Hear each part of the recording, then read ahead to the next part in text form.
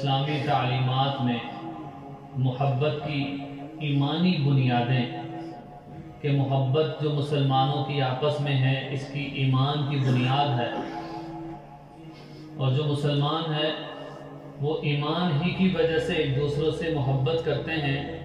کہ جب قرآن پاک نے یہ جملہ بولا انما المؤمنون اخوہ کہ مومنین آپس میں بھائی ہیں، اور دوسرے حدیث میں آپ صلی اللہ علیہ وسلم نے اس کی وضاحت فرمائی المسلم اخو المسلم کہ مسلمان مسلمان کا بھائی ہے، تو اس سے اس بات کا اندازہ ہوتا ہے کہ سب سے پہلے مسلمان جب ایمان والا ہوتا ہے تو اس کا آپس میں بھائیوں والا رشتہ طے ہو جاتا ہے۔ تو عزیزان محترم، یہ جو نام سننے کو ملتا ہے 25 دسمبر کو کرسمس کے نام سے، جو ایک کرسچن، اس کو دو بنیادیں ہیں۔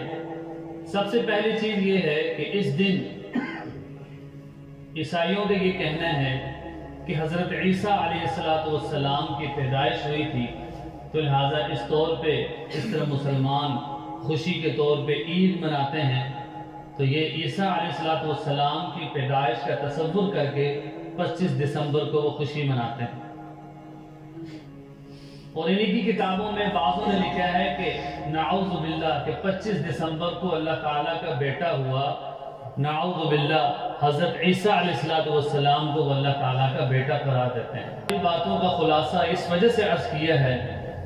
کہ یہ 25 دسمبر کو حضرت عیسیٰ کی پیدائش ہو یا عیسائیوں کا حضرت عیسیٰ کو اللہ تعالیٰ کا بیٹا ماننا ہو، اور یہ مسلمان کا جو عقیدہ ہے یہ ساری باتیں اس کے منافی ہیں۔ بندہ مومن اور مسلمانوں کا عقیدہ یہ ہے کہ پوری کائنات میں انسانوں میں سے کسی کو اللہ کی اولاد کو ثابت کرنا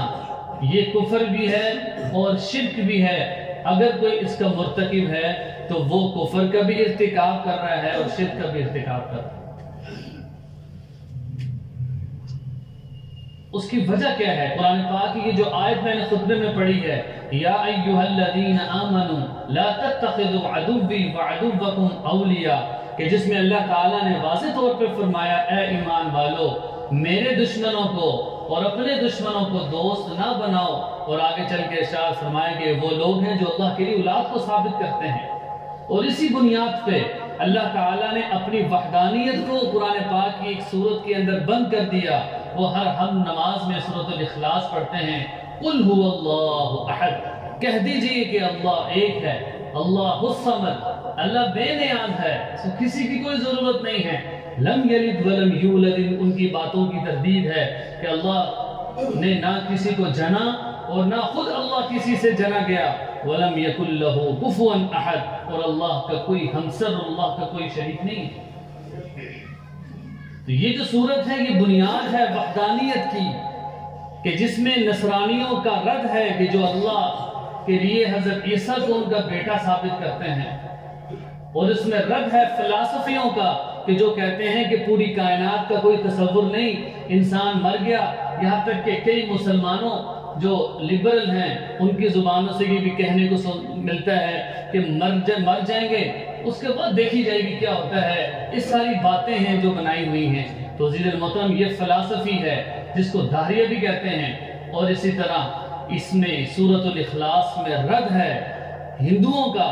کہ جو ایک نہیں، ہزار نہیں، کروڑوں کی تعداد میں دیوتاؤں کو مانتے ہیں اور کروڑوں کی تعداد میں خدا مانتے ہیں، مورتیاں بنائی ہوئی ہیں، اس میں بھی اس کا رد ہے۔ اور یہاں تک کہ جو کفار مکہ جن بتوں کی پوجا کرتے تھے اس میں بھی اس کا رد ہے۔ تو اس صورت میں اللہ تعالیٰ نے اپنی وحدانیت کو ذکر کر کے یہ ثابت کر دیا کہ ایک مسلمان کا جو ایمان ہے وہ سورۃ الاخلاص ہے، قل هو اللہ احد، کہہ دیجئے کہ اللہ ایک ہے، اللہ الصمد، اللہ بے نیاز ہے دوسری چیزوں سے۔ اگر کوئی یہ کہے کہ اللہ کی اولاد ہے، عیسیٰ علیہ السلام کو اللہ کی اولاد ثابت کرے یا جو بھی،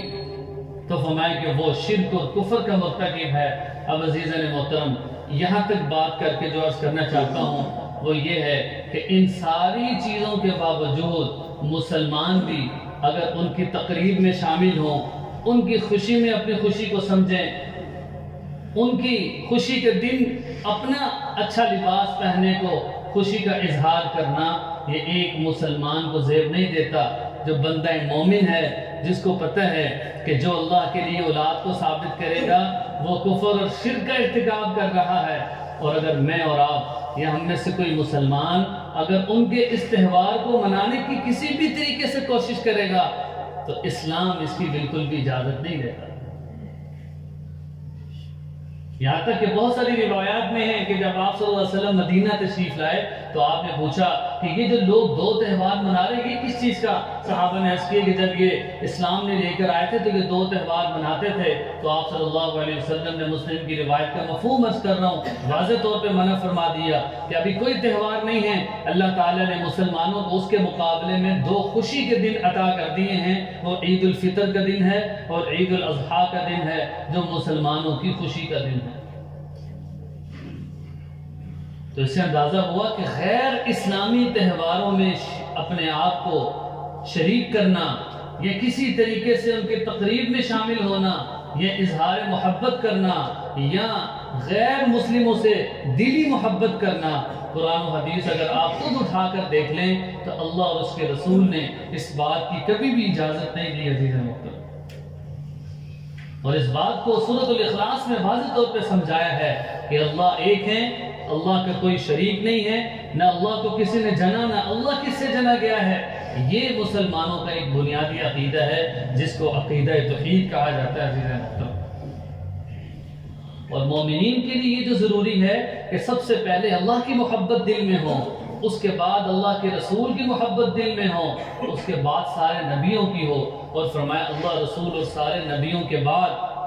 صحابہ رضوان اللہ اجمعین سے محبت ہو، پھر تابعین سے ہو، پھر تبع تابعین سے ہو، اسلاف سے ہو، اولیاء اللہ سے ہو، اپنے علماء اکرام سے ہو، پھر اپنے مسلمان بھائیوں سے ہو۔ یہ محبت کا معیار ہے۔ اگر دلی محبت کرنا چاہتا ہے تو اپنے مسلمان بھائیوں سے کرے، اپنے والدین سے کرے، اپنی اولاد سے کرے، کہ جس کو اللہ تعالیٰ نے حقیقی محبت قرار دیا ہے۔ اب عزیزان محترم ہم کہتے ہیں کہ محبت کا یہ جو میں نے ایک عنوان اب حضرات کے سامنے عرض کیا، کرسمس اور اسلامی تعلیمات میں محبت کی ایمانی بنیادیں، اس عنوان کے تحت محبت کی ایمانی بنیادیں کیا ہوتی ہیں؟ کرسمس میں بھی بات ہوگی، اسلامی تعلیمات میں بھی بات ہوگی، یہ محبت کی بنیاد ایمانی بنیادیں کیا ہوتی ہیں؟ تو عزیز محترم یہ جو قرآن پاک کی آیت ہے کہ انما المؤمنون اخوہ، مومنین آپس میں بھائی ہیں، اور جس کو رسول اللہ نے وضاحت کی المسلم اخو المسلم، کہ مسلمان آپس میں بھائی بھائی ہیں، اس سے اس بات کا درس دیا کہ اگر کوئی دلی محبت کرنے کے لائق ہے تو وہ آپ کے مسلمان ہیں، وہ اللہ ہے، اللہ کے رسول ہے، درجات بتا دی، اور پھر اس کے بعد مسلمان ہیں، ان سے دلی محبت کی جائے۔ میں کہ سب سے پہلی محبت کیا ہے کہ اگر ایمان کی محبت کی بات کی جائے تو وہ ایمان اور اخلاص اور اعمال صالحہ ہیں، کہ جو ایمان لے کر آیا اب وہ مسلمان ہے، صاحب ایمان ہے، وہ اپنے اندر اخلاص پیدا کرے۔ کیا مطلب؟ ہر کام دل سے کرے، اللہ اور اس کے رسول کی جہاں اطاعت کی باری آئی اور فرامین آئے تو ان کو اپنے دل سے قبول کر لے۔ اور اس کے بعد صرف عبادات نہیں ہیں، اگر آپ کتاب اٹھا کر دیکھیں علماء کو پڑھائی جاتی ہے، ہدایہ نام ہے کتاب کا، تو اس میں صرف پہلی جلد عبادات کے بارے میں، روزہ، نماز، وضو، اور اسی طرح، اور 3 جلدیں عبادات کے بارے میں ہیں، معاملات کے بارے میں ہیں، 3 جلدیں معاملات کے بارے میں ہیں کہ آپ نے لوگوں کے ساتھ رویہ کیسے رکھنا ہے، اخلاق کیسے کرنے، کاروبار کرنا ہے، کسی کو دھوکہ نہیں دینا، جھوٹ نہیں بولنا، وہ پوری 3 جلدیں اسی حوالے سے ہیں۔ وہ ہے کہ آپ صلی اللہ علیہ وسلم نے جہاں پر عبادات کی ترغیب دی تھی، خود معاملات کر کے بھی دکھا دی کہ اخلاق بھی عمدہ ہونا ایک بندہ مومن کے لیے ضروری ہے۔ تو اس لیے اخلاص کی جو بنیادیں وہ ہم یہ کہتے ہیں، ایمان، اخلاص، اور پھر تیسری چیز ہے اعمال صالحہ۔ یہ بھی نہیں ہے کہ میں بڑا مخلص ہوں، میں تو سب مسلمانوں سے محبت کرتا ہوں، اللہ سے کرتا ہوں، رسول سے کرتا ہوں، لیکن میرے سے نماز نہیں پڑھی جاتی، میرے سے روزہ نہیں رکھا جاتا۔ تو اس سے پتہ چلا کہ یہ 3 چیزیں لازم ملزوم ہیں، ایمان، اخلاص اور اعمال صالحہ۔ اگر ان میں سے ایک چیز بھی چلی گئی، مثال کے طور پہ اگر اخلاص نہیں ہے، نمازیں پڑھتا جا رہا ہوں، مومن بھی ہوں، تو کیا فائدہ؟ وہ اعمال اللہ کے ہاں قبول ہی نہیں ہو رہے۔ اسی طرح دوسری چیز کیا ہے کہ اللہ سے شدید محبت کرنا بھی یہ ایمان کا حصہ ہے۔ قرآن پاک کی ایک آیت ہے وَالَّذِينَ آمَنُوا أَشَدُّ حُبًّا لِلَّهِ، کہ یہ جو مومن ہوتے ہیں نا کہ یہ محبت میں اللہ تعالیٰ سے بہت سخت ہیں، کہ اللہ تعالیٰ سے شدید محبت کرتے ہیں، ان کے دل میں اللہ کی محبت، اللہ کے رسول کی محبت ہے نا، تو اسی وجہ سے تو اطاعت کرتے ہیں، نمازیں پڑھ رہے ہیں، اللہ کے لیے روزے رکھ رہے ہیں، زکوٰۃ ادا کر رہے ہیں، تو یہ محبت کی نشانی ہے۔ اسی طرح محترم تیسری چیز یہ ہے کہ اگر کوئی ایمانی بنیادیں بات کرے محبت کی، تو اس میں ایک تو یہ اپنے مسلمان بھائیوں سے محبت کرنا دلی، اور دوسری بات یہ ہے کہ کافر اور مشرک اور منافقین کو اپنا دوست نہ بنائے۔ قرآن و حدیث میں اس کی ممانعت اور ارشاد فرمائی، جو خطبے میں آیت پڑھی وہ بھی اسی بات کی طرف اشارہ کرتی ہے، یا ایھا الذین آمنوا لا تتخذوا عدوی وعدوکم اولیاء، کہ جس میں اللہ نے واضح طور پہ فرمایا ایمان والو میرے دشمنوں کو اور اپنے دشمنوں کو کبھی دوست نہ بناؤ۔ اس کی وجہ کیا ہے کہ یہ کبھی خیر خواہ نہیں ہو سکتے، یہ سب سے پہلے دین سے نفرت کرتے ہیں، دین سے نفرت کے بعد مسلمان سے نفرت کرتے ہیں، اور جو دین اور مسلمان کا دشمن ہو وہ کیسے کبھی کوئی خیر خواہ ہو سکتا ہے؟ کہ آپ صلی اللہ علیہ وسلم کی موجودگی میں ہی آپ صلی اللہ علیہ وسلم نے صحابہ کو یہ ذہن بنایا تھا کہ کفار کے ساتھ اخلاق کے ساتھ پیش آنا ہے، اچھا رویہ رکھنا ہے، لیکن دلی دوست ان کو بنانے کی اور محبت کرنے کی اور ان کی تقریب میں اور ان کے فنکشن میں شامل ہونے کی یہ بالکل بھی اجازت نہیں ہے۔ اسی طرح فرمایا کہ قرآن پاک یہ کہا تھا یا ایھا الذین آمنوا لا تتخذوا آباءکم واخوانکم اولیاء ان استحبوا الکفر علی الایمان، کہ جو جملہ ارشاد فرمایا وہ کیا ہے کہ اے ایمان والو اپنے بھائیوں اور اپنے بابوں سے محبت نہ کرو اگر وہ اپنے جو دل سے کافروں سے محبت رکھتے ہیں، جو دل سے کافروں سے محبت کرتے ہیں تم ان سے اپنا تعلق نہ رکھو، اس لیے کہ ان کے دل کے اندر تمہاری محبت موجود نہیں ہے، ان کے دل کے اندر کافروں کی محبت۔ اب عزیزان محترم اگر بات کریں کہ ایمان کی محبت کی مثالیں صحابہ رضوان اللہ اجمعین کے دور میں بھی ملیں گی، قرآن پاک میں نبیوں کا بھی ذکر ہے کہ جب اللہ تعالیٰ نے حضرت موسیٰ علیہ السلام کو نبوت عطا فرما دی اور حکم دیا کہ فرعون کی طرف جاؤ وہ بڑا سرکش ہے اس کو دعوت دو، تو اللہ تعالیٰ نے ایک اپنی خاص چیز عطا فرمائی حضرت موسیٰ علیہ السلام کو۔ وہ خاص چیز کیا ارشاد فرمائی؟ قرآن پاک کی آیت ہے وَأَلْقَيْتُ عَلَيْكَ مُحَبَّةً مِّنِّي وَأَلْقَيْتُ عَلَيْكَ مَحَبَّةً مِّنِّي، کہ اے موسیٰ میں نے تیرے دل میں اپنی کامل محبت کو ڈال دی ہے۔ گویا کہ یہ بھی اللہ کی طرف سے ایک اعزاز حضرت موسیٰ علیہ السلام کو ملا۔ اور پھر اسی طرح قرآن پاک کی ایک آیت ہے نحن اولیاؤکم فی الحیات الدنیا وفی الاخرہ، کہ جو دل سے ایمان سے اپنے مسلمان بھائیوں سے محبت کرے تو فرشتے دنیا میں اعلان کرتے پھرتے ہیں نحن اولیاؤکم فی الحیات الدنیا وفی الاخرہ، ان کو کہہ دو کہ ہم ان کے دوست بن گئے ہیں دنیا میں بھی اور آخرت میں بھی۔ اب ظاہر ہے کہ جس کے اللہ دوست بن جائے دنیا میں کیا اس کے کام نہیں ہوں گے، اور قیامت والے دن اللہ جس کے دوست ہو جائیں کیا اللہ اس کو جنت میں داخل نہ کرے گا؟ تو اس لیے اعمال اور ایمان اور اسی طرح اس کے ساتھ ساتھ اخلاص یہ بنیاد قرار دے دی گئی ہے۔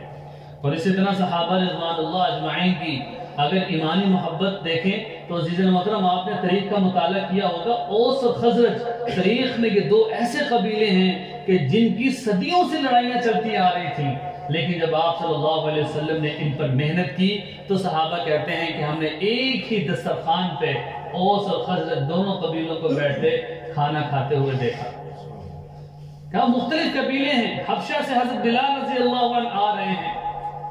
اور اسی طریقے سے روم سے حضرت صہیب رضی اللہ عنہ آ رہے ہیں، اور ایران سے حضرت سلمان فارسی آ رہے ہیں، اور اسی طرح مکہ کے قریش ہیں، مدینہ کے انصار ہیں، ان ساروں کے دلوں میں اللہ تعالیٰ نے آپس میں محبت ڈال دی۔ اور اگر کوئی کہتا کہ انما المؤمنون اخوہ کا آپ مصداق دیکھنا چاہتے ہو نا کہ اس پر کس نے عمل کیا، تو آؤ صحابہ کو دیکھ لو کہ جو مختلف قبیلوں سے اور مختلف علاقوں سے جمع ہو کے ایک جگہ پہ آئے، حبشی ہے، کوئی جس حالت میں بھی ہے، غلام ہے، لیکن دین کو مضبوطی سے تھام لیا ہے اور اخلاص اور اعمال صالح اختیار کیے، تو وہی لوگ جو ایک دوسرے کے دشمن تھے اللہ تعالیٰ نے ان کے دلوں کے اندر محبت پیدا